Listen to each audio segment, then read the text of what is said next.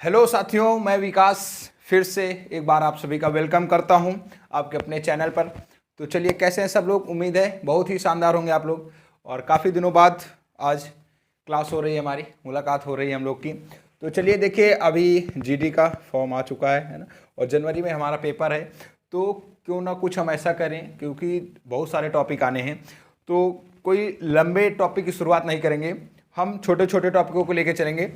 और जो टॉपिक आज हम लोग पढ़ने वाले हैं, आप किसी भी पेपर में बैठेंगे आपको 2 नंबर तो पक्के हैं, ठीक है। इससे 2 नंबर, अगर ये पूरा टॉपिक आप कवर करेंगे, आपको 2 नंबर इस टॉपिक से 100% मिलने वाले हैं। देखिए, जीडी के लिए हमें युद्ध लड़ना है ना, और ज़रूरी भी है। जनवरी में ही हमारा पेपर है, तो तैयार हो जाइए आप सब भी। और हमें भी लड़ना है, आपको भी लड़ना है। तो देखिए क्या होगा आगे। तो अभी तो आगे का नहीं, अभी पहले हम अपना जो ये वक्त हमारा चल रहा है इसको बेहतर करते हैं, तो आने वाला वक्त अपने आप बेहतर होता जाएगा। तो चलिए देखिए, हम शुरुआत करेंगे। आज का जो टॉपिक है हमारा, हम पढ़ेंगे नदियाँ, ठीक है। क्या पढ़ेंगे? नदियाँ पढ़ेंगे, भारतीय नदियों के बारे में पढ़ेंगे, ठीक है। ये ऐसा टॉपिक है, आप किसी भी पेपर में बैठेंगे, ठीक है, भारत का आप कोई भी पेपर दीजिएंगे 2 नंबर आपको पक्का मिलेंगे। तो ठीक है, चलिए शुरुआत करते हैं इसकी। देखिए, ये पूरा टॉपिक आप अगर कवर कर लेंगे, उसके बाद आप नोट्स तैयार करिएगा इसके, जितना भी हम बोर्ड पे लिखें या जितना भी आपको ज़्यादा चीज़ें समझ में आए बोलने से हमारी, आप अपने नोट्स तैयार कर लीजिएगा। उसके बाद आप कहीं भी किसी भी टीचर के नोट्स मिलाइएगा, इससे आपको ज़्यादा मिलेगा, ठीक है। अगर उसका 80% होगा तो आपको इसमें 20% ज़्यादा ही मिलेगा, ठीक है। देखिए, चलिए फिर शुरुआत करते हैं नदियों को। देखिए, नदियों को हम 2 तरीके से पढ़ेंगे। एक पढ़ेंगे हम हिमालय की नदियाँ, ठीक है। एक पढ़ेंगे हिमालय की नदियाँ। हिमालय की नदियाँ, देखिए टाइम थोड़ा लग जाएगा इसमें, क्योंकि ये सारी चीज़ें लिखनी पड़ती हैं। उसके बाद ये डिजिटल तो है ना कि आप केवल ऐसे करेंगे सारी चीज़ें आ जाएंगी, तो थोड़ा वक्त दीजिएगा, है ना। और एक होती है प्रायद्वीपीय भारत की नदियाँ, प्रायद्वीपीय भारत की नदियाँ, प्रायद्वीपीय भारत की नदियाँ। चलिए शुरुआत करते हैं। देखिए, पहले आप लोग इस पे इसका जो क्या डिफरेंस है ना, क्यों हम प्रायद्वीपीय नदियाँ क्या होती हैं और जो हिमालय की नदियाँ होती हैं वो क्या होती हैं। तो चलिए देखिए, सबसे पहले आप एक चीज़ समझिएगा। नदियाँ जो होती हैं, नदियों की अवस्था आपसे पूछी जाती है, तो इनकी 3 अवस्था होती है। एक युवा, ठीक है, एक प्रौढ़ा, प्रौढ़ा मतलब वही मीडियम वाली, और एक वृद्धा, है ना। जैसे अभी हम लोग क्या है, युवा हैं। ये 18 से जो 24 वाली है या 25 वाली ये युवा है। ये 25 से 30 साल वाली जो उम्र होती है प्रौढ़ा, मीडियम वाली, बीच वाली उम्र। और उसके बाद ये जो वृद्धा वाली आ जाती है, फिर आप चले जाइए 40 से 50 60, जो भी जहाँ तक आप जा पाए वो आपकी वृद्धा वाली एज है। तो देखिए, इससे हमें ये समझना है। और ये 3 चीज़ें हो गई ना, नदियों की ये 3 अवस्थाएं हो गई। उसके बाद नदियाँ 3 चीज़ें करती हैं जब इनकी उद्गम होता है, जब इनकी शुरुआत होती है। तो ये अपक्षय, अपक्षय, अपर्दन, ये आगे भी आपको काम देगा, और निक्षेपण। अपक्षय, अपर्दन और निक्षेपण, ठीक है। ये तीनों चीजें क्या होती हैं? अपक्षय मीन्स होता है काटना, फाड़ना, है ना, काटना फाड़ना। इसका मतलब होता है काटना, इसका मतलब होता है रगड़ना, घिसावट, ठीक है, रगड़ना या घिसावट। और इसका मतलब होता है किसी चीज को छोड़ना, है ना, छोड़ना। निक्षेपण मतलब छोड़ना। देखिए, नदियां जब अपने उद्गम स्थल से निकलती हैं, तो यह क्या होती है, यह युवा अवस्था में होती है, ठीक है। युवा अवस्था में ये नदियां जब होती हैं, तो युवा अवस्था में जो नदी होती है, जैसे अभी मान लीजिए हम युवा अवस्था में हैं, तो क्या होता है, मान लीजिए कहीं जा रहे हैं, थोड़ा सा भी कहीं साइकिल इधर उधर हुई है, कैसे हो गया, क्या हो गया है, तुरंत मतलब खड़े हो जाते लड़ाई करने के लिए। और वही जब हम आ जाते हैं ये बीच वाली अवस्था में, तो छोड़ते हैं, जाने दो, है ना, कुछ कह रहा है तो थोड़ा बहुत बातचीत करके समझा के जाने दो। और जब हम वृद्धा वाले में होते हैं, तो कोई लड़ा भी दे रहा है आगे से आके, यार चलो ठीक भैया जाओ, ठीक जो भी है बढ़िया है, ठीक है। समझ में आया ना आपको ये युवा, प्रौढ़ा, वृद्धा क्या है। अब इससे दोनों चीजें कनेक्ट होंगी। देखिए, जब नदी युवा अवस्था में होती है, तो अपक्षय मतलब होता है काटना। जैसे मान लीजिए कोई नदी युवा अवस्था में, अब कोई आगे उसके पहाड़ पड़ रहा है ना, कोई मान लीजिए बड़ा सा पहाड़ पड़ रहा है, या कोई बड़ा सा ढेर है किसी चीज का, कचरा है, मलबा है, जो भी पड़ा हुआ है, तो नदी क्या करती है, उसको काट फाड़ के अपना रास्ता स्वयं बना लेती है, ठीक है। जा रही है वेग से, आगे पहाड़ पड़ा, पहाड़ को काट दिया, ये हो गया अपक्षय। अपर्दन मतलब पहाड़ को काट दिया, उसमें इतनी शक्ति है कि उसको काटने के बाद अपने साथ रगड़ते हुए आगे बढ़ती जा रही है। जब नदी में पत्थर बढ़ेंगे तो रगड़ेंगे, ठीक है। तो नदी क्या करती है, युवा अवस्था में अपक्षय, अपर्दन, निक्षेपण जब प्रौढ़ावस्था में होती है तो केवल अपर्दन करती है, ठीक है, ज्यादा शक्ति नहीं होती, किसी चीज को काट नहीं सकती है, लेकिन अपने साथ ढंगा ले जाती है ना, बड़े बड़े पत्थर चट्टाने जो हैं उनको काट के अपने साथ रगड़ते हुए वो आगे जाते हैं, तो उसको बोलते हैं हम लोग अपर्दन। अपर्दन मीन्स रगड़ना। और जब नदी वृद्धावस्था में होती है तो ये दोनों चीजें जो ये लेके आ रही है, अपक्षय करिए, फिर अपर्दन जो इसके साथ मलबा बह रहा है उस मलबल का यह निक्षेपण करती रहती है, ठीक है, जब वृद्धावस्था में आती है।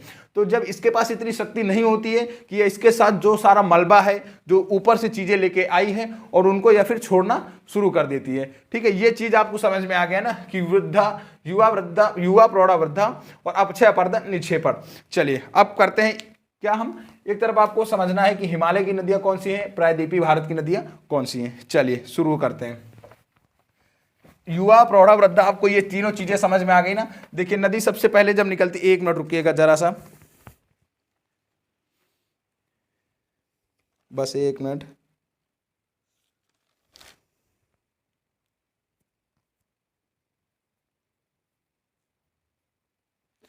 चलिए पढ़ना क्या है, हिमालय की नदियां।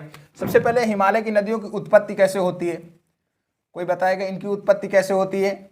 और जो प्रायद्वीपीय भारत की नदियां हैं इनकी उत्पत्ति कैसे होती है। तो उत्पत्ति में जाहिर सी बात है, प्रायद्वीपीय भारत की नदियां हैं और प्रायद्वीपीय भारत में पठार होते हैं, पर्वत वगैरह ज़्यादा होते नहीं हैं, तो इनकी उत्पत्ति जो है हिमालय से होती है।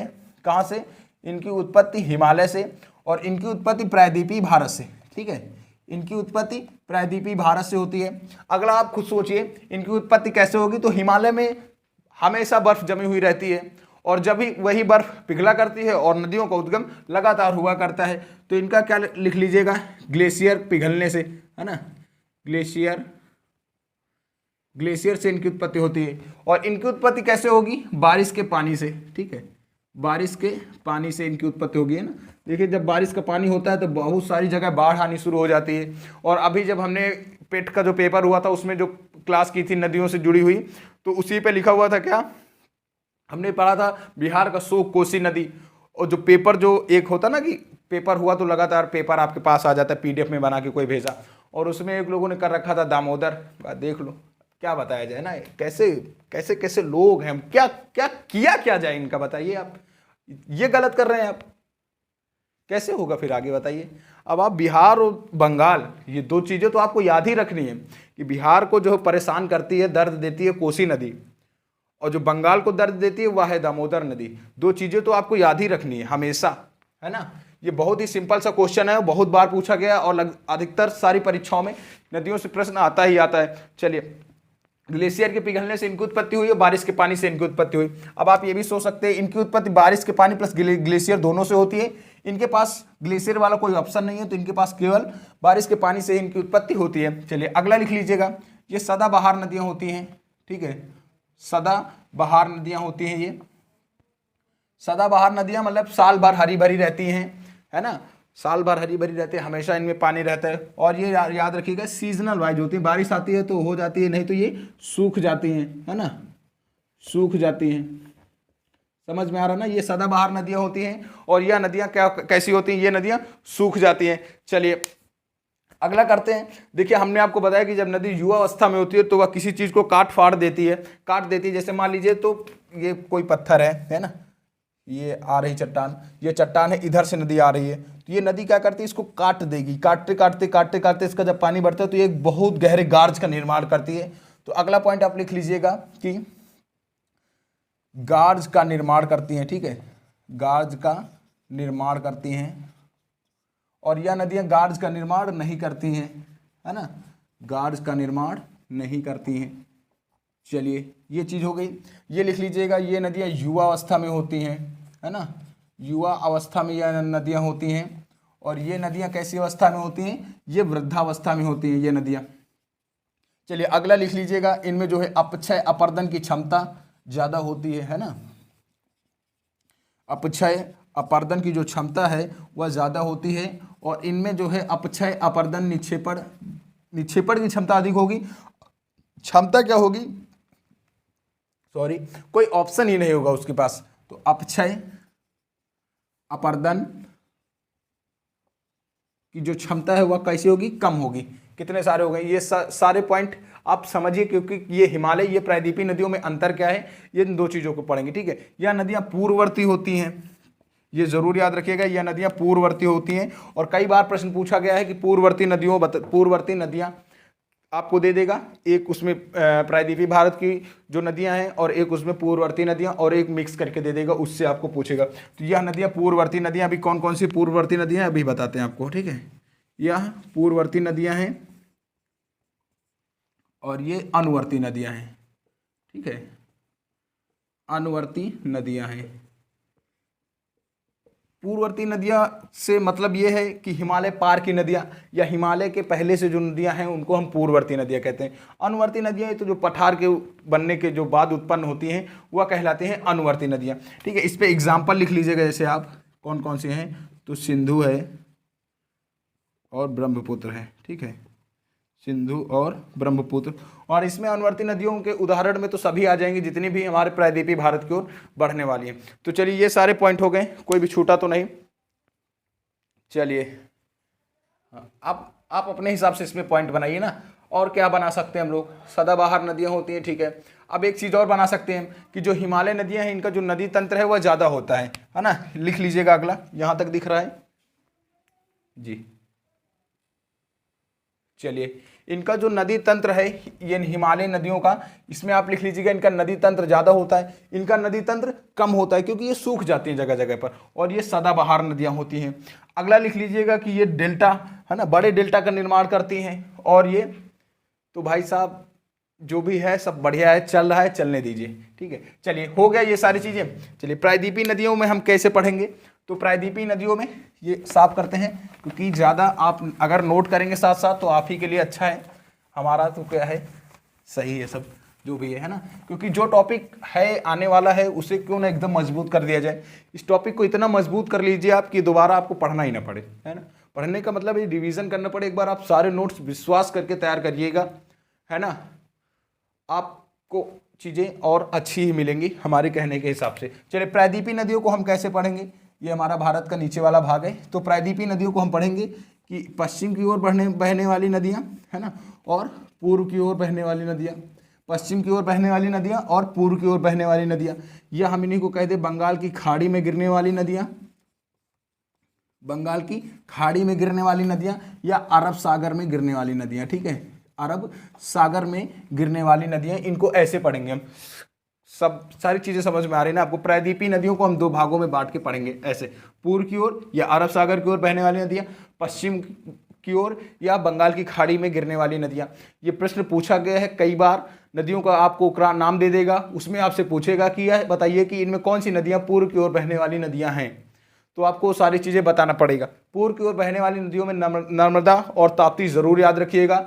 नर्मदा नदी व ताप्ती नदी ये दोनों जो हैं पूर्व की ओर गिरती हैं और ये ज्वरनद मुख का निर्माण करती हैं। किसका? ज्वरनद मुख का निर्माण करती हैं, याद रखिएगा। और धुआंधार जलप्रपात भी नर्मदा नदी पर ही हमारा स्थित है। और हिमालय नदियों में हम ऐसे पढ़ेंगे, एक पढ़ेंगे हम सिंधु नदी तंत्र, ठीक है, हिमालय नदियों में पढ़ेंगे हम सिंधु नदी तंत्र। दूसरा पढ़ेंगे गंगा नदी तंत्र, गंगा नदी तंत्र। और तीसरा पढ़ेंगे हम ब्रह्मपुत्र नदी तंत्र, ब्रह्मपुत्र नदी तंत्र, ठीक है। इसमें हम कैसे पढ़ेंगे? सिंधु नदी तंत्र, इसके जो सहायक नदियां हैं, जो इसका नदी तंत्र है उसको पूरा पढ़ेंगे। इसमें हम पढ़ेंगे गंगा नदी तंत्र और ये पढ़ेंगे ब्रह्मपुत्र नदी तंत्र। पूर्ववर्ती नदियां हिमालय पार की नदियों में कंफ्यूजन मत होइएगा, गंगा नदी अगर ऑप्शन में देता है मत लगाइएगा, दो, ठीक है, हिमालय पार की नदियों में। चलिए अगला है, इसमें प्रायद्वीपीय नदियों में आपको समझ में आ गया कि हम पढ़ेंगे पूर्व की ओर बहने वाली नदियां और पश्चिम की ओर बहने वाली नदियां। तो हिमालय से शुरुआत करते हैं, सबसे ऊपर से नीचे आएंगे हम लोग ना। तो हिमालय में सबसे पहला नदी तंत्र है सिंधु नदी तंत्र। तो अब हेडिंग लगाइएगा आप, सिंधु नदी तंत्र। चलिए सिंधु नदी तंत्र, ये तो एक कहते हैं ना कि आगे बढ़ने से पहले थोड़ा वो था, हमने आपको बताया कि नदियां सबसे पहले अपक्षय, अपरदन, निक्षेपण, युवा, प्रौढ़ा, वृद्धा, 3 अवस्थाएं होती हैं। उसके बाद चलिए हम करते हैं, क्या पढ़ेंगे हम? सिंधु नदी तंत्र, सिंधु नदी तंत्र। जहाँ तक कोशिश हो सकेगा फिगर से ही ये सिंधु नदी तंत्र आपको पूरा समझ में आ जाएगा। कोशिश हमारी यही रहेगी। अब मैप तो है हमारे पास, लेकिन मैप में आपको इतना अच्छे से समझ में आएगा नहीं। एक मिनट रुकिएगा, कोशिश करते हैं। मैप में देखेंगे हम लोग सिंधु नदी तंत्र, इसमें यार दिखेगा नहीं है ना, क्योंकि इतना छोटा छोटा लिख रखा है। मिलना के तो सारी चीज़ें मिलेंगी, उसकी दिक्कत नहीं है। जैसे ये हमारा हिमालय, हिमाचल प्रदेश से इसकी जो पंचनद नदियां हैं उसका हम लोग निर्माण यहाँ से करेंगे, मतलब जो निकलेंगी यहाँ से इनका होगा। जम्मू कश्मीर है ना, ये लद्दाख वाले क्षेत्र में आ जाएंगे। ये जास्कर पर्वत श्रेणी के मध्य बहती है और लद्दाख श्रेणी के मध्य बहती है, यहीं से प्रवाहित अभी करा के, और यहाँ से इसका उद्गम होगा लापचायुंग या चोमायुंगडुंग ग्लेशियर से, तिब्बत से, ठीक है, तिब्बत ये वाला क्षेत्र तिब्बत, यहीं से इसका उद्गम होगा। तो ये फिगर कोशिश करेंगे हम बोर्ड में बनाने की, वहाँ पे हमको ज़्यादा अच्छे से समझ में आएंगे। चलिए करते हैं। देखिए सिंधु नदी तंत्र हमें पढ़ना है। सबसे पहले उससे आगे बढ़ने से पहले एक चीज़ आपको बताना चाहेंगे। देखिए नदियाँ जब निकलती हैं तो वह छिपकाकार गति करती हुई आगे बढ़ती हैं।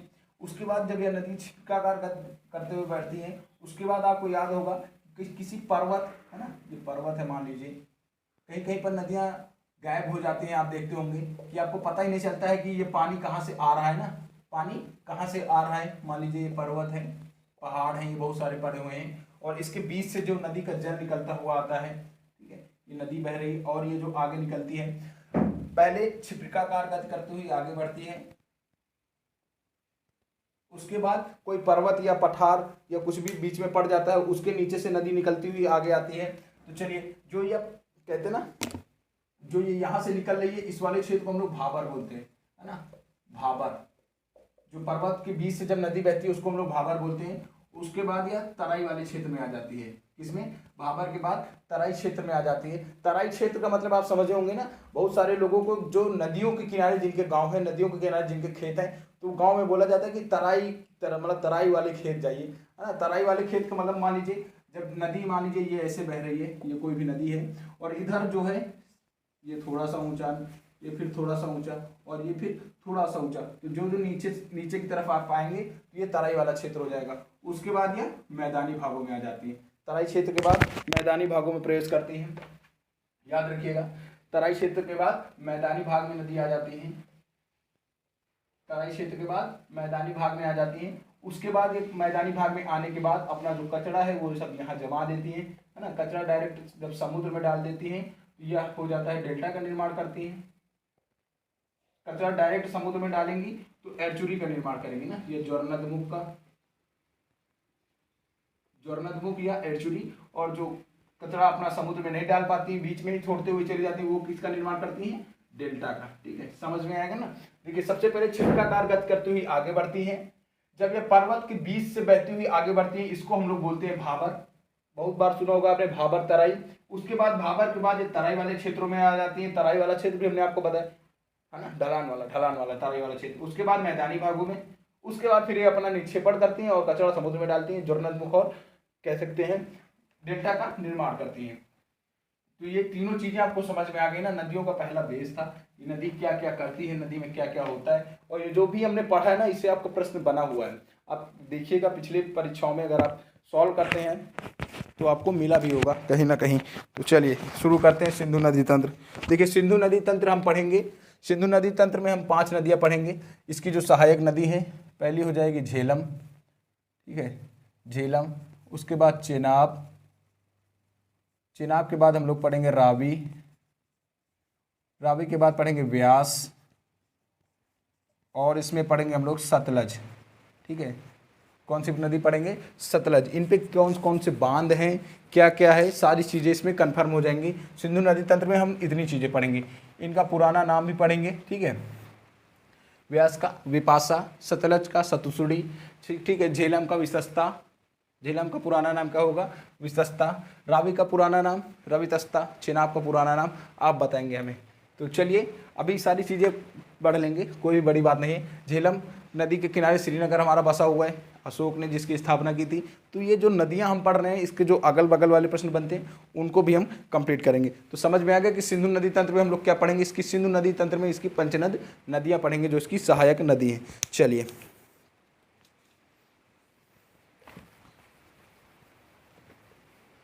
सिंधु नदी तंत्र में अभी हमने आपको मैप में दिखाया है ना। तो चलिए कोशिश करते हैं फिगर बनाने की।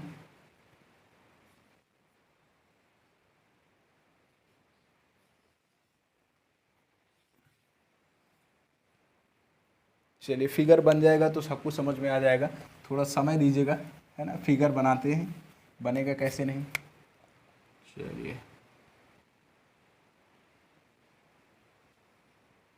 चलिए बन गया फिगर, है ना। समझना है, इसी में आप समझिएगा। चलिए सबसे पहले ये ऊपरी वाला क्षेत्र क्या श्रीनगर जम्मू कश्मीर है ना। लद्दाख वाला क्षेत्र है ये, और यहाँ पे हमारा क्या है तिब्बत, ठीक है। ये क्षेत्र कैसा है, तिब्बत वाला एरिया है ना। तिब्बत वाला एरिया है, और तिब्बत में ही है हमारा कैलाश पर्वत। तिब्बत में ही है हमारा कैलाश पर्वत। सेम आप ऐसे ड्रॉ करिएगा अपनी कॉपी में, जब आप दोबारा रिवीजन करेंगे आपको सारी चीज़ें समझ में आ जाएंगी, ठीक है। ये है कैलाश पर्वत। कैलाश पर्वत के पास ही स्थित है हमारा बोखरचू हिमनद, क्योंकि पर्वत है, पर्वत में ही ग्लेशियर वगैरह पाए जाते हैं। कैलाश पर्वत फिर, है ना, और यहीं पर है बोखरचू हिमनद, ठीक है। आसी पास है ये सारी चीज़ें। बोखरचू हिमनद, बोखरचू हिमनद, बोखरचू हिमनद, और यहीं पर स्थित है हमारा कौन सा, ये मानसरोवर झील। ये कैसी झील है, ये मानसरोवर झील है। मानसरोवर झील,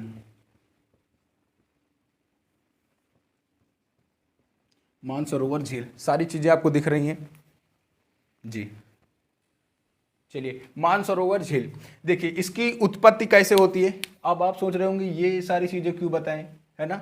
सीधा सीधा बताना चाहिए कि इसकी उत्पत्ति यहाँ से होती है, लेकिन मान लीजिए पेपर में नहीं दिया ये चीज़ें और सारी चीज़ें इसके आसपास की हैं, तो आप ऐसे करेंगे कि सिंधु नदी की उत्पत्ति तिब्बत में स्थित कैलाश पर्वत या बोखरचू हिमनद के मानसरोवर झील से होती है। ऑप्शन में नहीं है दो चीज़ें, आप मानसरोवर झील कर दीजिए। मानसरोवर झील ऑप्शन में नहीं है तो आपके पास ऑप्शन में कैलाश पर्वत दिया जाएगा, वहाँ से कर दीजिए। तिब्बत दिया जाएगा, वहाँ से कर दीजिए। बोखरचू हिमनद दिया जाता है, आप वहाँ से कर दीजिए। तो इसकी जो उत्पत्ति होती है मानसरोवर झील से इस नदी की उत्पत्ति होती है, ठीक है। और ऊपर बनाना चाहिए था, बना नहीं उस हिसाब से, लेकिन आप समझिएगा चीज़ों को। ये नेपाल वाला एरिया, उसके ऊपर तिब्बत है, इधर साइड लद्दाख के, तो ठीक है। ये नदी हमारी कौन सी नदी है, यह सिंधु नदी है। सिंधु नदी की उत्पत्ति हुई, तो अभी तो यह तिब्बत में ही बह रही है। तो जब यह तिब्बत में बहती है तो इसको तिब्बत में हम बोलते हैं, सिंधु नदी से पहले इसको शेरमुख बोलते हैं या सिंगी खंबान, ठीक है। सिंगी खंबान, सिंगी खंबान या शेर मुख इसको बोलते हैं। शेर मुख, शेरमुख लिखा हुआ है, या सिंगी खंबान इसका बोला जाता है तिब्बत में। प्रश्न ऐसे बनेगा कि सिंधु नदी को तिब्बत में क्या किस नाम से जाना जाता है, तो शेरमुख या सिंगी खंबान नाम से इसको तिब्बत में जाना जाता है। उसके बाद फिर इसको सिंधु नदी के नाम से जाना जाता है।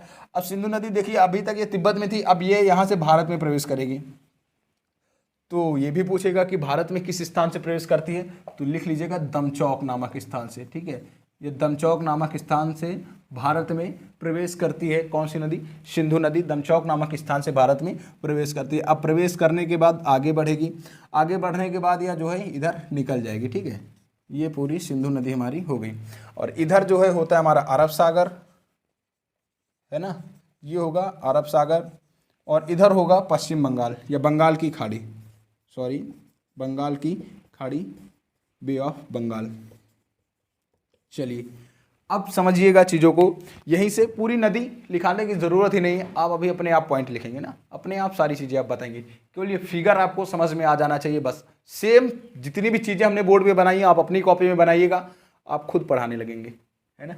चलिए दमचौक नामक स्थान से भारत में प्रवेश कर रही है। तिब्बत में क्या नाम है, शेरमुख या सिंगी खंबान नाम से इसको जान रहे हैं। बोखरचू हिमनद कैलाश पर्वत या मानसरोवर झील से उत्पत्ति हुई है। अगला देखिए क्या कह रहा है, दमचौक नामक स्थान से प्रवेश करती है। तो और अगला पॉइंट आप लिख लीजिएगा, ये यहाँ पे लद्दाख और ये जास्कर, ठीक है। लद्दाख व जास्कर श्रेणी या पर्वत लद्दाख व जास्कर पर्वत श्रेणी के मध्य से प्रवाहित होती है। देखिए ये ऊपर लद्दाख, ये जास्कर, इसी के बीच से बह रही है ना, तो लद्दाख व जास्कर पर्वत श्रेणियों के मध्य या प्रवाहित होते हुए आगे बहती है। और यहीं पे याद रखिएगा इसी पे स्थित है लेह, ठीक है, लेह इसी नदी के किनारे स्थित है। कभी कभी पूछ लेता है कि कौन से, या बाएं तट पर स्थित है या दाएं तट पर स्थित है सिंधु नदी के। अगर आपको फंसाना होगा तो जाहिर सी बात है उसे तो भाई प्रश्न ऐड करने, दायां बायां ऐड करना, बस उसी में कन्फ्यूजन शुरू हो जाएगी। तो हमेशा याद रखिएगा नदी इस तरफ बह रही है तो जिस तरफ आप नदी बहेगी आप उस तरफ अपना मुख करके खड़े हो जाएंगे। तो जिधर आपका दायां होगा उधर नदी का दायां हाथ, दायां किनारा होगा, जिधर आपका बायां होगा उधर नदी का बायां होगा। समझ में आया ना। तो यह नदी जो है इसके लद्दाख जो लेह है इसके दाएं किनारे पर स्थित है, ठीक है, ये दाएं किनारा हो जाएगा ना इसका, इधर ये प्रवाहित हो रही है तो इसका दाएं किनारे ऊपरी वाले भाग पर स्थित है लद्दाख, ठीक है, याद रखिएगा ऊपरी वाले भाग पर स्थित है लद्दाख। लेह कौन सी नदी के किनारे स्थित है, तो सिंधु नदी के किनारे हमारा लेह शहर स्थित है। उसके बाद ये देखिए भारत से निकल भी रही है ना, इतना ही भारत वाला हिस्सा, बाकी तो आगे पाकिस्तान आ जाएगा। तो चलिए अब भारत से पहुंची कहाँ पर है, दमचौक नामक स्थान से, और निकलती कहाँ पे है, तो चिल्हड़ से, ठीक है, चिल्हड़ से भारत से बाहर चली जाती है। और भारत से बाहर जाने के बाद पाकिस्तान में साथ में प्रवेश कर जाती है। यहाँ से दो प्रश्न, भारत से कहाँ से निकलती है सिंधु नदी, तो चिल्हड़ से, और पाकिस्तान में कहाँ से प्रवेश करती है, तो चिल्हड़ नामक स्थान से। निकलने से पहले यहीं पर यह बुंझी गार्ज का निर्माण करती है, ये बुंझी गार्ज, ठीक है, बुंझी गार्ज का निर्माण करती है, बुंझी गार्ज का निर्माण करती है कौन सी, सिंधु नदी, विश्व का सबसे गहरा गार्ज। एक बार देख लीजिएगा, अभी तो बुंझी गार्ज ही था, विश्व का सबसे गहरा गार्ज है बुंझी गार्ज। इसकी गहराई लगभग 5 ऐसे ही है 5000 मीटर के हिसाब, बहुत गहरा गार्ज है ये। बुंझी गार्ज का निर्माण करती है। तो अभी हमने आपको बताया कि बुंझी जो गार्ज है, या जो महाखद्दड़ बोलते हैं इसको, ठीक है, गार्ज को बहुत बड़ा गड्ढा बोलते हैं, गड्ढा है, खद्दड़ बोलते हैं गड्ढा।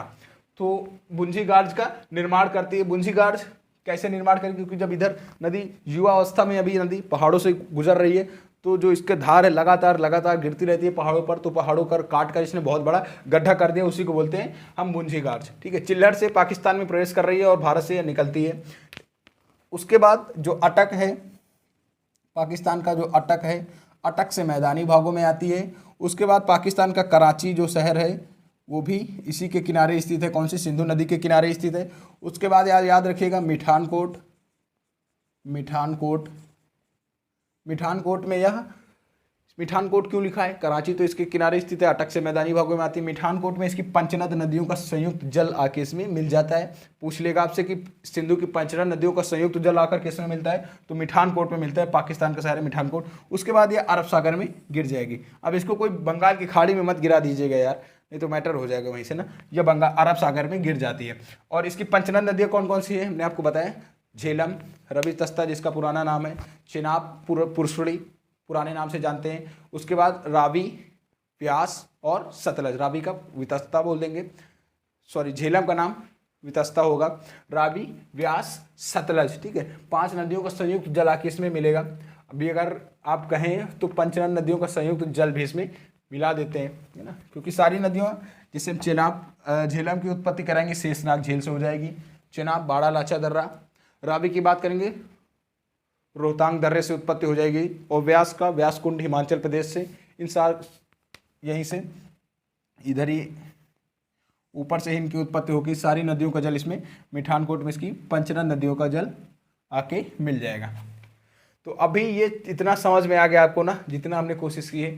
उम्मीद करते हैं चीज़ें समझ में आ गई होंगी आपकी। तो अगर आप चाहें तो अपने हिसाब से सारी चीज़ें लिख लीजिएगा। अब इसी में पॉइंट बना के आपको केवल लिखाने हैं बस, ठीक है, सारा खेल यहीं पर है। ये आपको समझ में आ गया तो सिंधु नदी तंत्र आराम से हो जाएगा। नहीं समझ में आएगा तो फिर सिंधु नदी में आप फंस जाएंगे। और पुराना नाम इसका हिंडन है, याद रखिएगा, सिंधु का पुराना नाम हिंडन, हिंडन बोलते हैं इसको, ठीक है, हिंडन नदी, सिंधु का पुराना नाम हिंडन है ना, हड़प्पा सभ्यता याद करिएगा, ठीक है। सिंधु का पुराना नाम हिंडन है और पंचनद नदियों का सबका हमने आपको बता रखा है। तो चलिए, उम्मीद है कि आपको ये चीज़ें समझ में आ गई होंगी। देखिए इसी तरीके का हम पूरा, ये जो नदियाँ काफ़ी लंबा टॉपिक है, 4-5 दिन, इससे ज़्यादा नहीं, पूरा ख़त्म हो जाएगा। फिर उसके बाद जो आगे का टॉपिक होगा, जैसे नेशनल पार्क है, एक दो नंबर का आना ही आना है, सबको पता है।